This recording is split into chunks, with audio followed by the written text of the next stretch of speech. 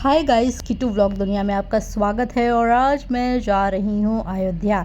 अयोध्या का नाम कौन नहीं जानता होगा। बच्चे बच्चे के ज़बान पर राम जी आएंगे, ऐसा नारा हमने सुना था जब अयोध्या मंदिर की स्थापना हुई थी। तो आज वहीं हम जा रहे हैं राम जी के दर्शन करने के लिए। जैसे कि आप जानते हैं कि मैं गाँव आई हुई हूँ और मेरे गाँव से लगभग 2 घंटे का रास्ता है अयोध्या का। तो हम चिल्लर पार्टी ने प्लान बनाया कि अयोध्या चलते हैं और घूम कर आते हैं, वहाँ की सारी जगह एक्सप्लोर करते हैं और राम जी के दर्शन भी करते हैं। तो आपको मैं बताऊंगी कि वहाँ पे कैसे जाना है, क्या कुछ आप वहाँ पे एक्सप्लोर कर सकते हैं। लेकिन बीच में रुककर हमने थोड़े स्नैक्स लिए क्योंकि हमें बहुत भूख लगी थी, क्योंकि हम सुबह सुबह घर से 8 बजे ही निकल गए थे बिना नाश्ता पानी किए। और रास्ते में बहुत ही प्यारे नज़ारे देखते हुए हम अयोध्या की तरफ बढ़ते हैं।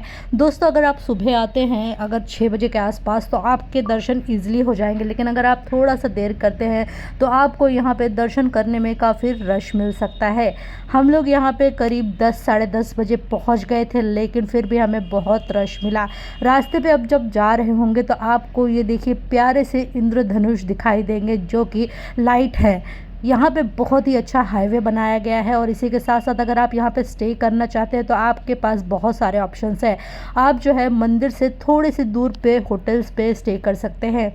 अदरवाइज़ आपको मंदिर के आसपास बहुत सारे धर्मशाला और बहुत सारे होटल रूम्स भी मिल जाएंगे। और फाइनली हम लोग पहुंच गए हैं। मैं आपको बता दूं कि आप अगर कार से आ रहे हैं तो आपको पार्किंग जो है 5-6 किलोमीटर पहले ही करनी पड़ेगी। पार्किंग के लिए यहाँ के लोकल्स जो है वो आपको जगह दे देंगे, बदले में आप 150 से 200 रुपये चार्ज करेंगे। हमने यहाँ से ये ई रिक्शा लिया है, ये आपको 100 रुपये पड़ेगा 5 लोगों के हिसाब से। पर पर्सन 20 रुपीज़ है। और ये आपको हनुमान मंदिर या फिर आपको राम मंदिर छोड़ेगा। हमने यहाँ पे एक गलती की, हमें सबसे पहले जाना था सरयू नदी में स्नान करने, लेकिन हम सबसे पहले पहुँच गए राम मंदिर। आप लोग ऐसी गलती मत करिएगा। आप सबसे पहले सरयू मंदिर जाइए और फिर हनुमानगढ़ी जाइए, फिर राम मंदिर आइए, क्योंकि 12:30 बजे हनुमानगढ़ी बंद हो जाते हैं थोड़ी देर के लिए और आप हनुमान जी के दर्शन नहीं कर पाओगे।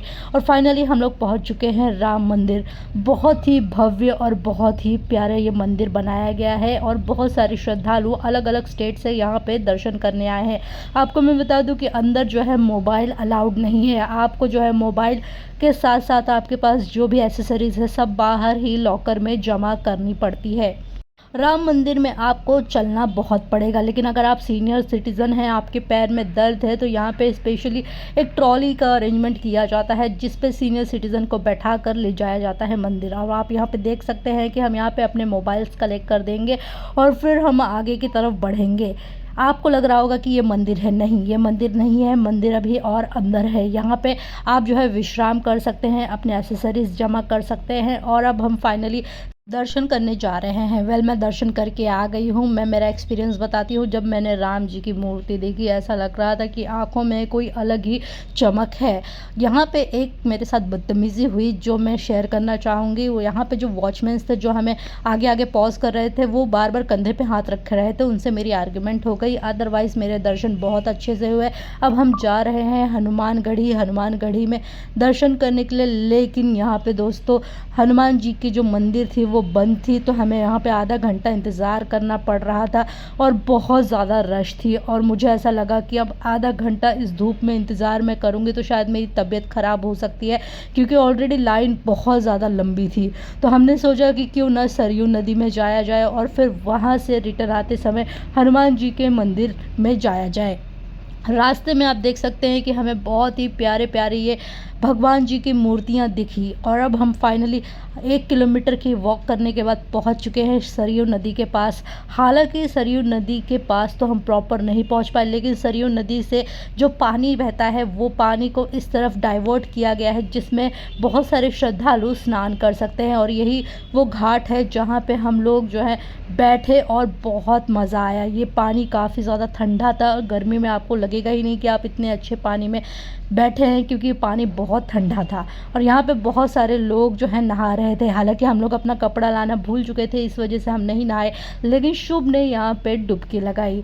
ओवरऑल बहुत मज़ा आया, बहुत अच्छा एक्सपीरियंस था। मैं काफ़ी दिनों से अयोध्या घूमना चाहती थी, राम जी की नगरी मैं देखना चाहती थी, कैसी है और क्या कुछ ख़ास है यहाँ पे। तो दोस्तों आई होप आपको ये व्लॉग पसंद आया होगा। आप लोग भी समझ गए हैं कि अयोध्या आने के बाद आपको कहाँ स्टे करना है, क्या कुछ करना है। और अगर अभी भी आपको कुछ समझ में नहीं आया है तो कमेंट सेक्शन में कमेंट करके आप मुझसे पूछ सकते हैं। And thank you so much for watching my vlog.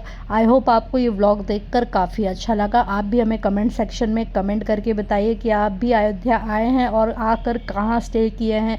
आप भी कुछ जानकारी हमसे शेयर करना चाहते हैं तो कमेंट सेक्शन में ज़रूर कीजिएगा। Thank you so much.